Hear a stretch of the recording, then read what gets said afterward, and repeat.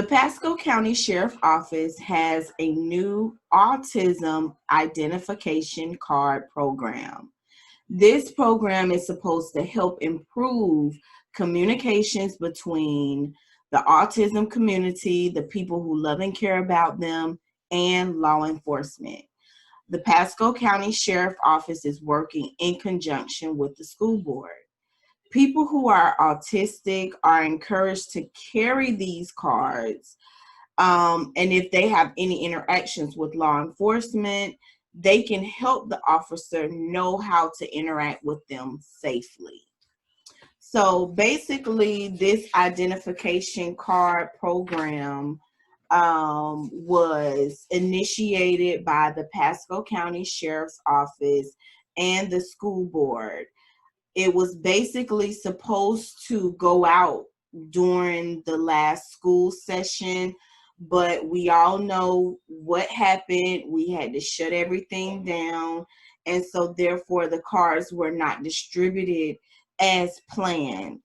However, the autism card is useful for incidents in which a person is lost or separated from their parent, guardian, and is unable to effectively communicate their disability, or if the individual is nonverbal or low functioning. The autism card will clearly and quickly identify them as a person on the autism spectrum, eliminating miscommunication or misinterpretation of behaviors that are common with those on the autism spectrum. The autism card can simply be handed to law enforcement on scene without any other form of communication necessary. The autism card is useful and helpful for all parties involved.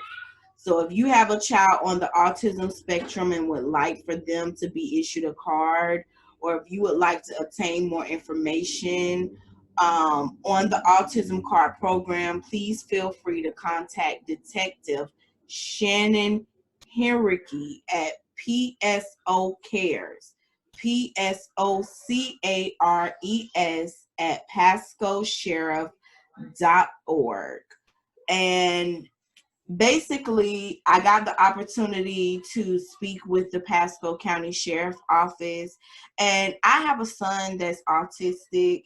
He will be 16 in 2 days, as a matter of fact. And that was one of the things that I was greatly concerned about. You know, his interactions with law enforcement would be very different from my oldest son, which is 18. You know, my oldest son understands exactly what's going on socially, the climate. My middle son, he's autistic. He doesn't understand social cues in the same way. So I always have worried about what would happen if I was not there and able to communicate who he was. So I had the opportunity to speak with the sheriff's department, and I did raise that concern. And this is something that they reached out to me and let me know was available. And what ended up happening was, I think it was Captain Roach who actually hand delivered me a giant stack of them, like a giant stack of these cards, because you know, of course, by me having a son with autism, any parent, you know, with autism in the community that I get to know, we kind of have formed this little network where we talk, you know, and exchange, you know, just everything. You know, it's really crazy how they've become like another part of a family for me and my son, like an extended family. And it's a mixture of white and black families that, you know, we rely on each other in many different ways. So I was glad to be able to, you know, get those cards to them, and still making plans because we're all moving differently because of COVID. So we're making plans on how to get them out safely to everybody so that they can have them. And we were also trying to figure out, you know, what's the best way to keep them You know, how can we have them on ourselves? And I was just thinking of maybe laminating, you know, my sons, and, you know, punching a hole at the top, putting a lanyard, you know, just for, we'll keep it in the car or something, or just in case he has to go somewhere without me, he can put his ID card in his shirt or something, and just to have it on him. That's what I was thinking I would do. And I actually got the opportunity to speak back with Captain Roach, and, you know, let her know that I felt like maybe they could be a little smaller so they could fit in wallets or pockets, or decals that can go on cars. Or, you know, what I do admire about the Pasco Sheriff's Office is that they are open to communication. You know, they're open to hearing suggestions. She took down notes on everything that I had to say, because I gave her a response to them when I had a chance to look at them and talk to my son about how to use them. And I told her it would be a series of conversations that we would end up having to have before I could actually, you know, trust that he even knew how to utilize them without me, you know. And we would probably have to have a couple of conversations on how we're going to use the cards. But you can definitely go to PSO Cares. Let me make sure I read that right. Yes, PSO Cares at PascoSheriff.org to get them. And the cards, the cards themselves, you know, they're not business size. They're more like the larger index type cards. So the ones that they give out are on the hard stop paper, but she also gave me it on digital. So anybody that wants one, I could also send you out a digital copy, and I'll put a few links in the description on how to get one quickly. But you know, she sent me various copies of them where you can make a bunch of them on one page, or you can just make one on one page if you don't mind printing it yourself. You know, however you want the information, we can get it to you. So basically, on the card, for those of you that, you know, maybe are not able to see the card, it on the front of it, it has the Pasco Sheriff's Office logo, Chris Naco, Sheriff, and it says identification. It lists the name and leaves a space for you to put that person's name on there, their date of birth, their address, 2 places for contact information, and additional information. So I didn't really put anything for additional information. You know, for me, my son is always with me. You know, there are a few things that he can do on his own. You know, for instance, going to Publix, grab a few things, and he knows how to pay for it and come out. You know, it's not too many things that he's doing that I'm not around, especially now. Before, that was a different story. They had a lot of time that they would do different things on their own. However, right now, it's not a lot of times that he's by himself. So I'm just like, hey, call me. That's all you're going to need to do. I just need one phone call and I'm going to be there. But they have additional information, because some people just need they just need someone that's going to direct them in the right place to go and what to do. So everybody is different. On the back, what I do like about this card is on the back, it does give some good information. When I looked it over, I said, okay, you know, I can get down with this, because I definitely see a lot of things that is valuable information, and it quickly informs you on how to handle a situation. So it says this person has autism behavior. The person you are interacting with may display tantrums or extreme distress for no apparent reason, may laugh, giggle, or ignore your presence, may be extremely sensitive to lights, sounds, or touch, may display a lack of eye contact, may exhibit self-stimulating behavior, hand flipping, body mocking, body rocking, or attachment to objects. Yes, that's exactly true. I feel like this is really good information that they're giving right now. Is definitely really good information, because with my son, what I would want an officer to know is that if you ever approach my son and you ask him a question, he's not going to immediately answer your question. He's not going to look you in the eye. You know, if you have a commanding voice and you're kind of aggressive, you may get his attention, but he may not immediately answer you. He may walk. You may say, hey, come over here, and he may walk away. You may assume that he's walking away, is what I want to say, because a lot of people with autism, they have to self-soothe and self-regulate when you ask them something. So in order for them to think about it or get their thoughts together, is how I put it, is that they rock, you know, or they do something with their hands, or they may walk around. And that's what my son does. He walks. So I just know when I ask him a question, he's going to walk away, you know, and I can't look at it as he's walking away. That's not exactly what he's doing, although that's what it may communicate to a lot of different people. It may communicate to them like, oh, he's ignoring me.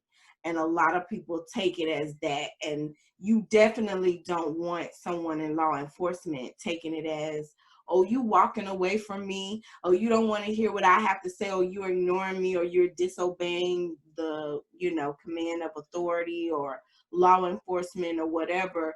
You know, that's something that's always terrified me.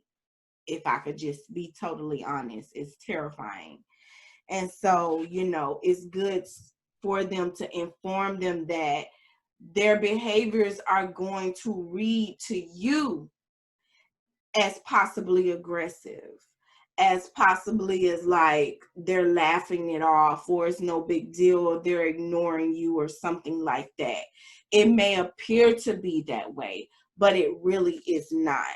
And so then it goes into another section that talks about communication.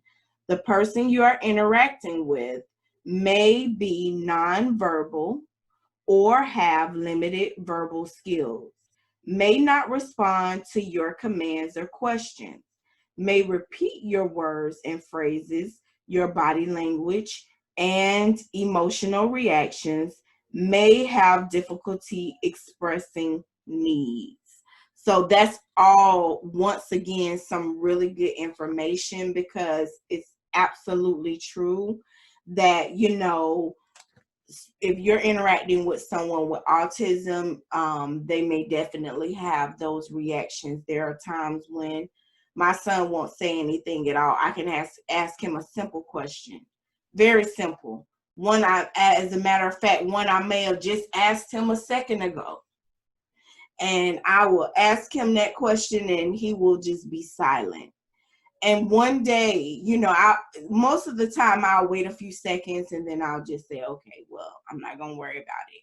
But one day I waited and I said, I'm just going to wait, and I'm just going to wait and see if he would ever answer the question. And so I waited. I just didn't say anything. We were in the car and I asked him a very simple question. Very simple. And I just waited, whole car ride, got out of the car, went and ran errands, got back in the car, went and ran some more errands, got back in the car, came back home, put away groceries, settled down. Later that night, he came back to me and said, remember when you were asking me about whatever it was? And he answered it. So for whatever reason, they have to go through their process of breaking down what you're asking, getting it together, putting it together, and then coming back with an answer. Sometimes it takes a while. And, what I noticed for my son is that he has to be in a very comfortable environment for him to give you answers quickly. Because a lot of times we expect people to respond right away. Someone with autism does not recognize that. They don't recognize those social cues like that. They don't understand that I got to respond back right away to you, or you're going to see it as rude, or you're going to see it as me being, disrespectful or something like that. So that's really good that they're communicating those things, that the way they communicate may be different. So finally, the last section on the card says tips for law enforcement to help me. Display calming body language. Give person extra personal space. Use simple, concrete language. Speak slowly. Repeat and rephrase questions. Use concrete terms and ideas. Avoid metaphors and slang. Give praise and encouragement, and exercise caution during restraint. Person may have seizure disorders and low muscle tone. Avoid positional asphyxia. Keep airway clear. Turn person on their side. Wow. So they give a lot of good information. They give some when as far as giving directions and receiving them. They give good information about understanding body language. They give good information about how to handle that person physically without harming them. And they give good information about maybe how to de-escalate when they're mentioning like praising, because that is exactly true. You definitely want to keep a person with autism in a positive mind frame. You'll get a lot more information. You'll get that person to really be able to cooperate with you easier, versus if you're more aggressive towards them, or if they get a sense of stress or anxiety, then, it will be more difficult. So I feel like this card is very helpful. It's one step into a good direction. Another thing, when I got another chance to speak with Captain Roach, because I followed back up because, I just have questions. I have questions personally myself. And I know when I spoke with her one time, she had mentioned something about a database. And so, I wanted to follow back up, and I'm like, well, am I supposed to turn the card in? Like, is my information going somewhere? And so they do have a database. They do have a database that they will collect the person who has autism. They will collect their information, and therefore, if the officer or law enforcement person is radioing in, there we go, radioing in that person's name, there will be information that will be pulled up that will be, helpful in understanding how to interact with that person. So they may have information such as, autistic people often zero in on certain things. They may zero in on, certain characters. For instance, my son growing up zeroed in on SpongeBob. So talking to him about SpongeBob would have been a good thing to do. Like, that would be something that maybe would calm him down or something like that. So basically, finding something that's familiar with that person would be something that could possibly de-escalate a situation. So they, have that available if you decide that, this may be good for my family member, my child, my husband, my wife, my whoever in my life. This may be good for them because there are some people who have autism who have more frequent interactions with law enforcement than others. And for them to have good communication makes the situation better. So if that is the situation for you, then go ahead and do it. There may be other people that say, well, we don't have interactions like that. I feel like the card may be, the best thing. Then you go ahead and you can get the card and you have it on you, always, or, communicate it to your loved one the best way to utilize it. So, and if you have some suggestions or comments, you can definitely contact them and give them that information and say, hey, I feel like a better way to do that, or a better way that can assist would be to do this. Now, another thing that they did was they did create an informational video, and it's on their Facebook page. And I'll put a link in the description box and you can go there. And there are basically two officers that go into detail about the program. They also have a mother and her son who has high functioning autism, who give like basically a personal account on their experiences with utilizing the card. So yeah, I think, that's it. I feel like this is a very good thing. And, if you're interested, PSO cares at PascoSheriff.org. You can contact Detective Shannon Henrique. And I'm always interested in any services that are available within the autism community. So if you know of any services within the community, please let PascoConnect know.